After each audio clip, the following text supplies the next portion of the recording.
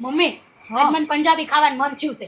હા તે જે મન થાય ને એ જ ખાવાનું રે. હું મારા ભાભીને કહું બનાવશે પંજાબી આજે. તમારી ભાભી તો કઈ બનાવે એવી છે. ના હે નહીં બનાવે. તું જો તો ખરી. એ ભાભી બોલો શિલ્પાબેન. હું શું કહેતી હતી, જો અમારે આજે અમે આયા છીએ ને તો પંજાબી શાક, રોટલી, દાલ ફ્રાય, જીરા રાઈસ અને સ્વીટમાં ગુલાબજાંબુ એવું ખાવાનું બનાવજો. અમને એવું મન થયું છે. તમે આયા છો એ વાત સાચી, પણ તમે કહો છો એમ ખાવાનું અમારે ઘરે નહીં બને. અમે તો જે બનાવીએ તમારે ખાવું જ પડે. અમે દાળ ભાત શાક રોટલી શીરો બનાવીશું. તમારે ખાવું હોય તો ખાઓ. લે એવું થોડું હોય. જોયું મેં કીધું તું ને તમારી ભાભી કઈ બનાવી દે એવી છે નહીં. તું જો તો ખરી. હજુ મારા ભાભી તો શું એમના મમ્મી આવશે ને એ બનાવશે. હમણાં તું જો મારો આઈડિયા. શું કરી લેશો તમે? તું સાંભળ હવે. હલો ભાઈ.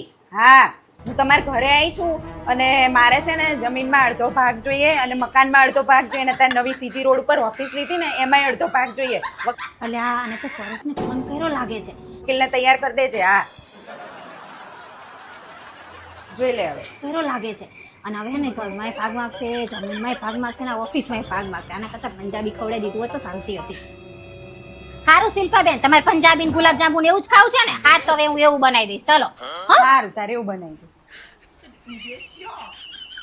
મમ્મી તમારો આઈડિયા તો કામ કરી ગયો. જોયું ને આજે આ ભાભીઓ જોડે તો આમ જ સીધા રહે. નકર આપણને ગણકારે નહીં કઈ. નણદુ તો છે ને માથા ભારે જ હોવી જોઈએ. નકર આ ભાભીઓ આદિ છે ને વેચીને ચણા ખાઈ જાય આપણને.